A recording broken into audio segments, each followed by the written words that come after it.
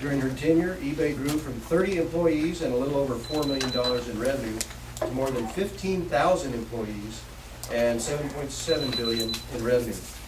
She's one of only 7 women to have repeatedly been ranked among the world's most influential people by Time magazine. And Businessweek has included her on its list of the 25 most powerful business managers every year since 2000. She received her bachelor's degree in economics from Princeton University and a master of business administration from Harvard Business School.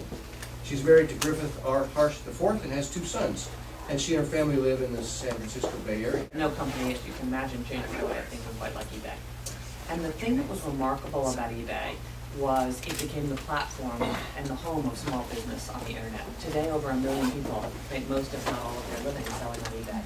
So what I got at eBay was a sense of the conditions that were required for small businesses to grow and thrive. And I saw every day the courage, the perseverance, and the plain old hard work it takes to run a small business. I'll tell you something else. We had sellers in all 50 states, and I can tell you firsthand, California is the most difficult state in the country for small business. Taxation, bureaucracy, and regulation. So that experience, combined with the experience I had working on Mitt Romney's campaign.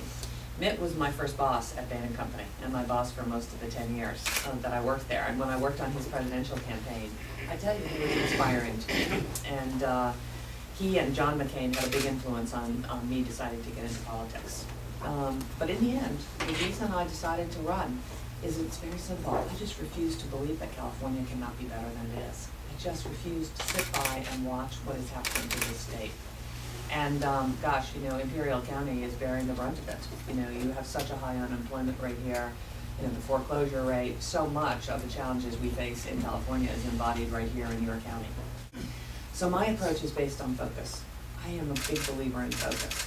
Could we please do 3 things at 100% in California as opposed to try to solve every problem in Sacramento? And I see what politicians go through. You can feel the gravitational pull of trying to solve everyone's problems because everyone has an issue they want you to solve. I want to solve only 3 issues in California. First and foremost, as Bill mentioned, is jobs. If we do not put Californians back to work, if we don't fundamentally improve the business climate in California, there's no way out of this mess.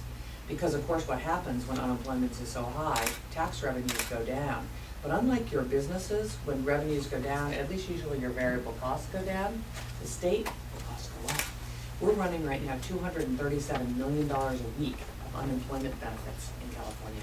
$237 million a week. So if we don't bring unemployment down, there is no way out of the financial mess because we're in that financial pinch. So I want to do that by a series of tax cuts. We can talk about that, about streamlining regulation, and about standing up to compete for jobs in California. Second priority is cutting government spending. Like all of you, as a businesswoman, the first thing I did was go to the financials. Where are we spending the money? The truth is, we have a spending problem of epic proportions in California. We are not spending your taxpayer money efficiently or effectively, whether it's fraud or waste or the lack of use of technology to find that fraud and to do more with less, whether it's sunsetting programs that we no longer need, whether it's welfare reform or the public employee pension reform, and we've done none of it. And the truth is there's $15 billion of spending cuts that I think we can make that will make California stronger, not weaker.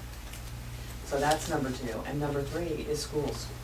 It is not okay that we are rated effectively towards the bottom of the barrel of all 50 states. So we're going to have to stand up and be counted on K-12 education. My view is if we don't, we will end up losing our innovation edge with a much diminished workforce in a second-rate state. So it's not that other things aren't important. They are. But if we don't fix the job situation in California and put Californians back to work, if we don't cut government spending and fix our K-12 education system, I'm not sure it matters what else we do. So that is the focus of the campaign. I just would like to hear more about your education plan. Sure. With regard to education, here's the solve, and there are many, many education reforms that could be undertaken, but I'm a big believer in the 80-20. What is 20% of the reforms that will get you 80% of the results? First is we have to get more money into the classroom. Of the $70 billion that we spend in California on public education, it comes from federal, state, and local sources. 60%, only 60% goes to the classroom. 40% goes to administration and overhead.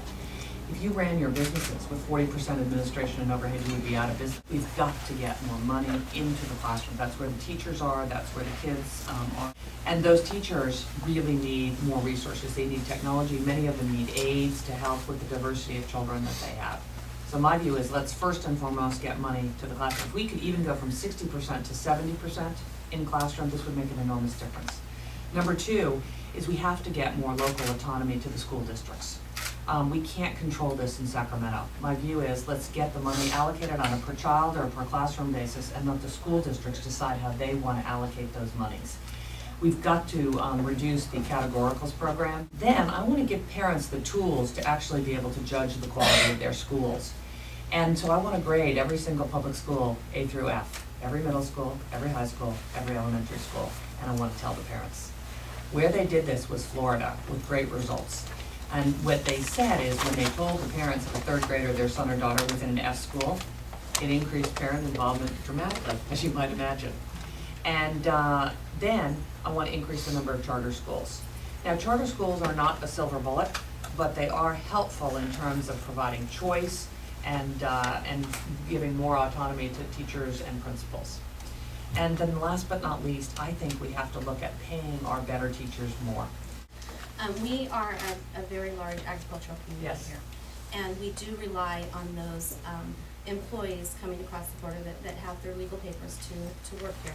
And he has some concerns about, we know that this is a federal issue, but if you are elected governor, how would you use your position as governor to influence Washington to aid those employees to travel over here and make it easier for them?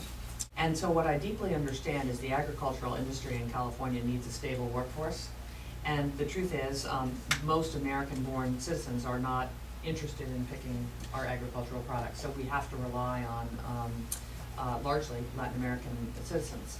And so we have got to figure out a way to have a stable guest worker program that is a true guest worker program that works for agriculture. And we are not the only state, by the way, that needs this. And so we are going to have to weigh in with the federal government to make sure that we get a stable workforce for our agriculture industry. Agriculture in California is a $32 billion business directly. That doesn't include the indirect of suppliers and truckers, and it's a huge and very important industry here. With regard to immigration overall, the next governor of California has to be more involved in this issue than our current one has been, because we have the most to lose from the status quo and the most to gain from a good immigration policy. So the first thing that you should know is I actually am 100% against amnesty. It is not, my opponent keeps on saying that I am for amnesty. It's simply not true. So in case any of you are wondering, I wanted you to hear it from me. And then I think what we need to do is three things. And again, I'm going to have to get very involved in Washington, very involved with our California congressional delegation. But first is we do have to secure the border of the United States of America. I spent a day on the border between California and Mexico, and we have not given the Border Patrol agents the resources they need to secure this border. We need more agents, we need more technology in terms of motion detector and infrared, and the truth is we do need a fence across this border that has high integrity. The first fence that was built in the 80s, I don't know how many of you have seen it, it's 1971 Vietnam era fencing that comes to about here on me. Second, I think we have to hold employers accountable for hiring documented workers. And documented workers can be agricultural workers with a guest worker visa to work here during the agricultural seasons.